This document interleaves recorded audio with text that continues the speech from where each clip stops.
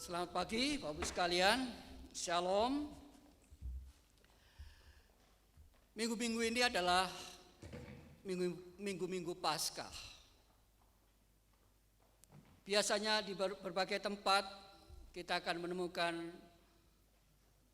banyak orang, banyak gereja mempersiapkan diri untuk merayakan Paskah. Oleh sebab itu, sambil mengingat peristiwa itu, saya juga teringat dengan apa yang dikatakan Tuhan menjelang Paskah.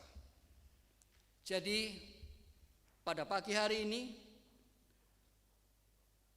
saya ingin menyampaikan kebenaran firman Tuhan yang disampaikan oleh Tuhan Yesus kira-kira beberapa hari atau mungkin seminggu sebelum Yesus ditangkap, disalibkan, mati dan kemudian dibangkitkan.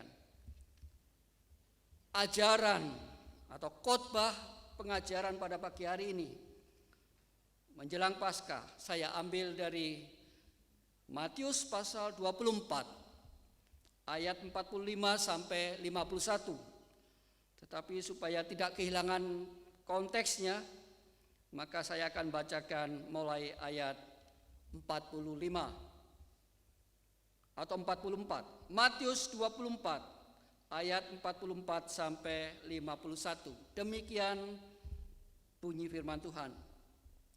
Sebab itu hendaklah kamu juga siap sedia, karena Anak Manusia datang pada saat yang tidak kamu duga. Siapakah hamba yang setia dan bijaksana, yang diangkat oleh tuannya atas orang-orangnya untuk memberikan mereka makanan pada waktunya? Berbahagialah hamba yang didapati tuannya melakukan tugasnya itu ketika tuannya datang. Aku berkata kepadamu, sesungguhnya tuannya itu akan mengangkat dia menjadi pengawas segala miliknya. Akan tetapi apabila hamba itu jahat dan berkata dalam hatinya, Tuanku tidak datang-datang, lalu ia mulai memukul hamba-hamba lain dan makan minum bersama-sama pemabuk-pemabuk, maka tuan hamba itu akan datang pada hari yang tidak disangkakannya dan pada saat yang tidak diketahuinya, dan akan membunuh dia dan membuat dia senasib dengan orang-orang munafik. Di sanalah akan terdapat ratapan dan kertakan gigi. Amin. Seperti tadi saya sampaikan di awal, bahwa khotbah atau pengajaran yang disampaikan oleh Tuhan Yesus itu adalah menjelang Yesus itu ditangkap. Beberapa hari saja sebelum Yesus ditangkap. Itu artinya betapa penting pengajaran ini bagi setiap kita ketika kita memperingati Paskah. Kalau saat ini ketika seseorang ditanya atau kita pun ketika ditanya sesuai dengan tema pada hari ini atau sesuai dengan teks ini, hidup ini milik siapa?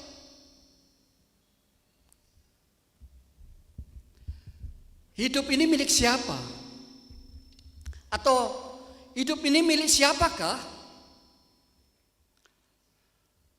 Tentu ada benarnya kalau misalnya ada seseorang atau beberapa orang punya pendapat, mungkin seperti kita juga punya pendapat, bahwa hidup ini adalah milik kita masing-masing.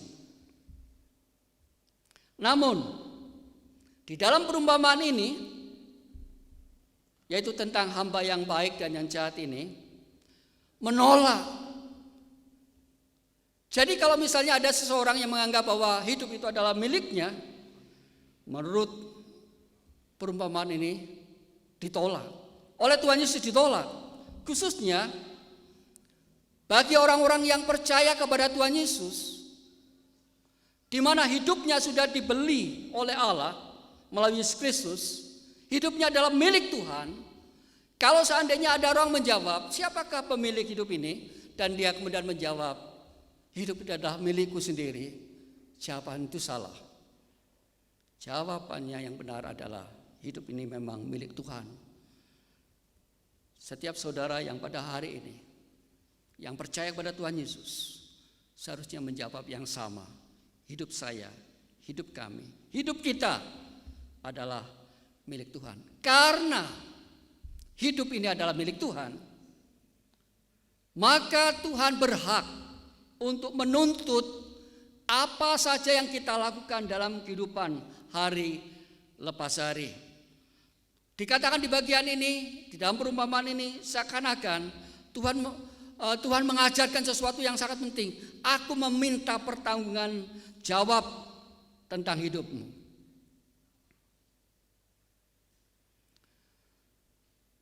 Itulah sebabnya di dalam bagian ini saya memberi tema yang sering kali kita dengar tema ini, yaitu berkenaan dengan integritas.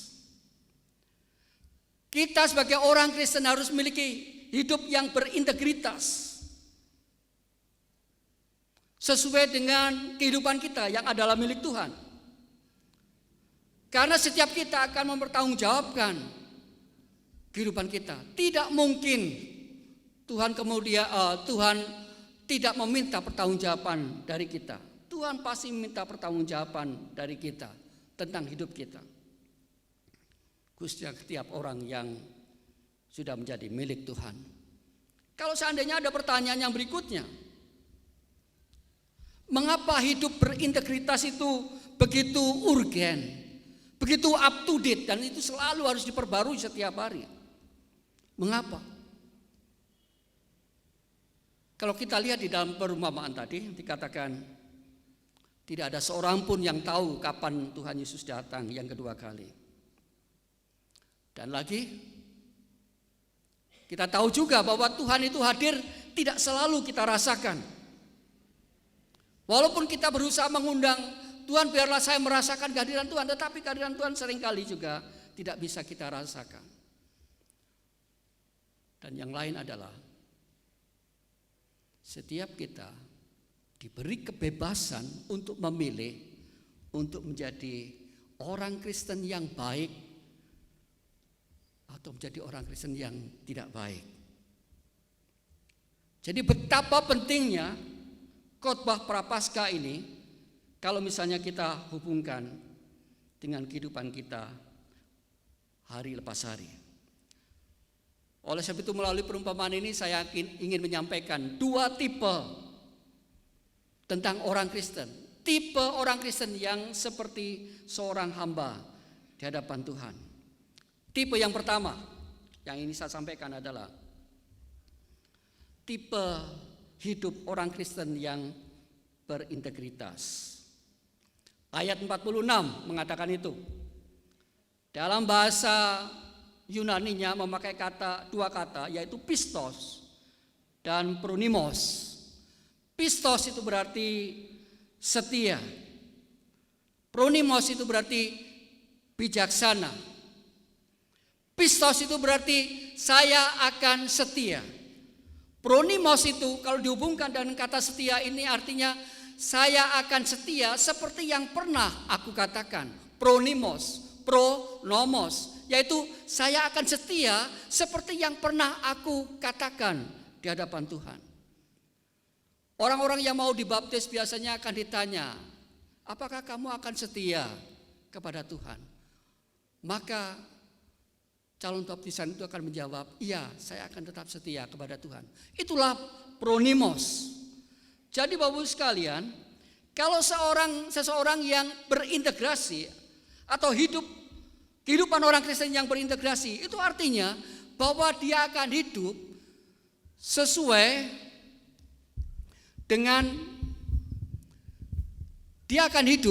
dengan pernyataannya, pernyataan imannya. Pernyataan bagaimana dia akan bijaksana sesuai dengan imannya. Oleh sebab itulah di bagian ini, di teks ini atau di perumpamaan ini dikatakan ayat 46 bahwa orang itu atau orang Kristen ini, dia akan melakukan dengan bijaksana apa yang pernah dia katakan. Dia akan bekerja meskipun tuannya tidak ada. Meskipun tuannya tidak hadir, dia ada di situ. Secara prinsip misalnya bisa kita katakan di dalam kehidupan kita atau etos kerja kita, etos etika kita, etos pelayanan kita. Misalnya, saya akan menjadi orang baik, bukan hanya di luar saya baik, tetapi di rumah, di dalam rumah saya baik. Di dalam bidang pelayanan misalnya, saya memuji Tuhan, menyembah Tuhan seperti yang ketika saya tampil depan. Tetapi ketika saya di luar gedung gereja, di luar itu saya juga melakukan pelayanan sebaik itu. Kalau saya melakukan pelayanan dengan setia, maka ketika di gereja saya setia, di luar itu saya juga setia. Di dalam bidang pekerjaan misalnya, kita juga demikian. Ketika saya bekerja diawasi atau tidak diawasi, saya akan bekerja menunjukkan saya memiliki kualitas, berintegritas dengan apa yang pernah saya sampaikan atau saya nyatakan. Bapak sekalian, untuk tetap hidup berintegritas itu bukan perkara mudah. Ketika saya menikah, diberkati, saya ditanya oleh pendeta yang akan memberkati pernikahan kami, Pak Yonatan, apakah Bapak mau berjanji, berkomitmen akan setia kepada perempuan yang Bapak pegang tangannya? Dan kemudian ketika itu saya menjawab, iya, saya berjanji dan saya bersedia. Pendeta itu berkata, amin. Lalu bagaimana kehidupan saya kemudian? Seringkali godaan begitu banyak. Ada banyak mantan. Seringkali muncul, lebih-lebih ketika saya ada di Malang, saya pelayanan ada di Belingi atau di Blitar, kira-kira 10 tahun, di Semarang 10 tahun. Setelah mendengar teman-teman saya itu bahwa saya kembali ke Malang tahun 2000, begitu banyak tamu, begitu banyak telepon gitu. Dan kemudian saya itu kadang-kadang sampai malu kepada istri saya. Komitmen, berintegritas. Saya berkata kepada istri saya, ini tadi ada telepon dari si A, dari si B. Dan kemudian, iya, asal tidak sembunyi-sembunyi tidak apa-apa katanya gitu. Memang betul Bapak sekalian, hidup berintegritas itu begitu sulit. Ketika diawasi kita begitu setia. Tetapi ketika lepas dari pengawasan kita sulit untuk hidup berintegritas. Bapak sekalian, kalau misalnya ada pertanyaan begini, mengapa hamba yang setia itu tetap bekerja dengan baik sekalipun tuannya pergi, tidak bersama dengan dia? Di dalam teks ini dikatakan, karena dia tahu bahwa Allahnya itu maha tahu. Dia mengerti bahwa Allah itu selalu hadir walaupun secara fisik tidak ada di situ. Bagi Tuhan juga seluruhnya segala sesuatu itu terbuka, tidak ada tersembunyi.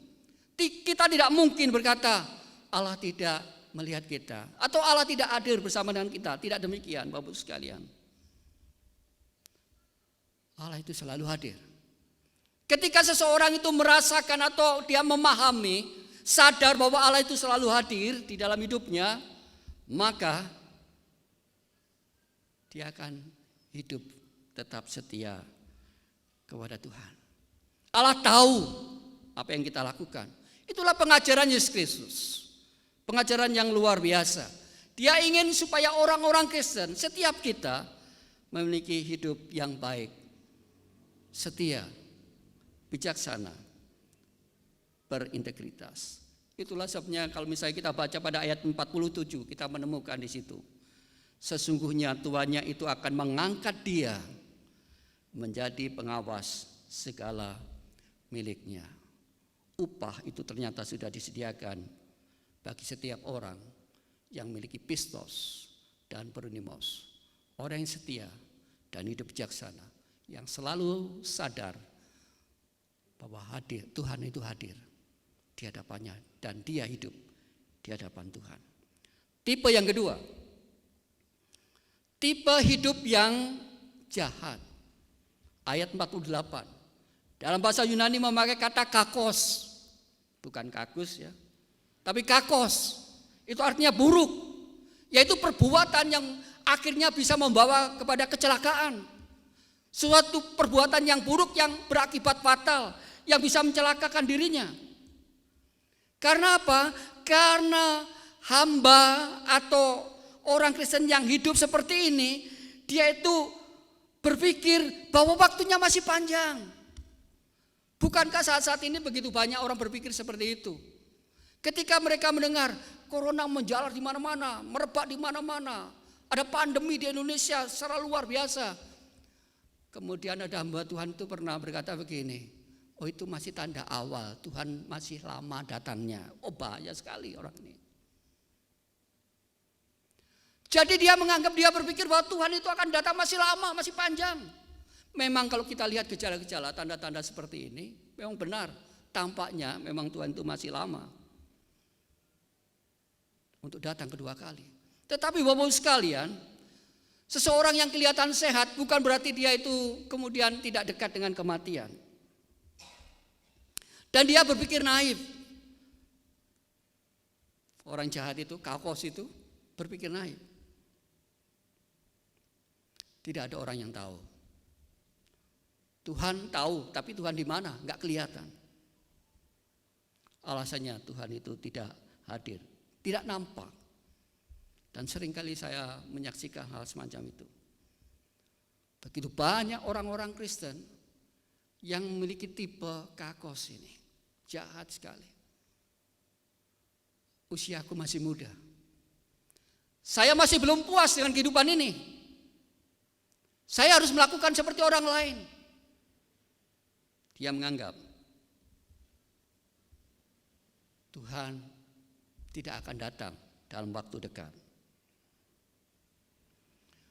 Sehingga kalau kita baca pada ayat 51 itu, begitu pentingnya pengajaran tentang hidup berintegritas itu. Sampai-sampai Tuhan Yesus berkata, orang kakos itu, orang jahat, punya pikiran-pikiran seperti itu. Itu senasib, meros, sama posisinya dengan orang munafik. Jadi kata-kata Tuhan pada waktu dia mengajar ini sungguh-sungguh sangat tajam, sehingga pendengarnya pasti akan mendengarkan, memperhatikan. Bagaimana mungkin Tuhan mengatakan seperti itu? Oleh karena pengajaran tentang kemunafikan itu adalah kata-kata yang seringkali muncul dari mulut Tuhan Yesus, bahwa orang munafik ini seperti kuburan dan lain sebagainya. Sering kata-kata yang pedas itu disampaikan oleh Tuhan Yesus kepada orang-orang yang munafik. Dan juga saat itu di pengajaran yang paling akhir ini, Tuhan mengajarkan juga bahwa orang yang menganggap remeh, menyanyiakan kehidupannya, itu senasib dengan orang munafik. Bapak-Ibu sekalian, saya boleh katakan seperti ini. Pada hari ini kita diberi kesempatan untuk hidup bernafas, kita dalam keadaan sehat. Dan kita menganggap orang sakit masih jauh. Seperti yang saya dengar dari seorang teman saya, di Sengkaling sudah ada yang meninggal. Oh, masih jauh dari Pandanlandung. Masih jauh katanya. Kemudian ada orang mengatakan lagi, waktu itu masih disebutkan 2 orang saja yang punya penyakit itu di Depok. 2 orang. Tetapi itu kan di Jakarta. Dan saya pun pernah seperti itu, Bapak-Ibu sekalian. Pada waktu lalu ketika saya sedang di Yerusalem, kami mau berangkat besoknya itu ke Bethlehem. Dan ketika itu ada berita bahwa Bethlehem itu ada orang Yunani yang terindikasi kena virus itu. Saya begitu saja nyeletuk, berapa jauhnya antara Bethlehem dengan Yerusalem. Ada seorang mengatakan 20 menit Pak, oh masih jauh, saya berkata begitu. Ternyata tidak demikian. Ketika kami berkata seperti itu, pemimpin rombongan kami, kita harus cepat keluar dari Israel. Memang benar itu yang kami lakukan. 23 jam kami di atas bis supaya kami bisa terhindar dari virus itu dengan kecepatan tinggi, sampai kami akhirnya tidak ada rencana ke Mesir, akhirnya sampai di Mesir. Jadi Bapak Ibu sekalian, pikiran saya picik sekali, menyederhanakan sesuatu. Pada waktu orang-orang Kristen menyederhanakan sesuatu, Tuhan masih lama datang, dan kemudian dia mulai meremehkan kehidupannya, tidak berintegritas lagi, maka kehidupan orang Kristen ini sangat-sangat berbahaya. Tuhan masih lama datangnya, tidak hari ini, masih lama, masih panjang. Saya masih muda, tidak mungkin pada hari-hari ini. Tetapi bagi orang yang hamba Tuhan yang jahat ini, yang kakos ini, Tuhan berkata, maka Tuhan hamba itu akan datang pada hari yang tidak disangkakannya dan pada saat yang tidak diketahuinya. Dia akan membunuh dia, dan bahasa aslinya itu mengerat dia, dilepas, dan membuat dia senasib dengan orang munafik.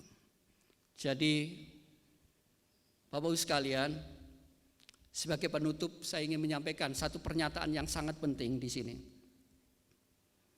Bila Bapak Ibu sekalian ingin hidup yang memiliki integritas, setia dan bijaksana, dan siap dalam keadaan yang layak ketika bertemu Tuhan kelak, sadarilah terus akan hadiratnya sepanjang waktu. Saudara sedang hidup di hadirat Tuhan, marilah kita hidup berintegritas.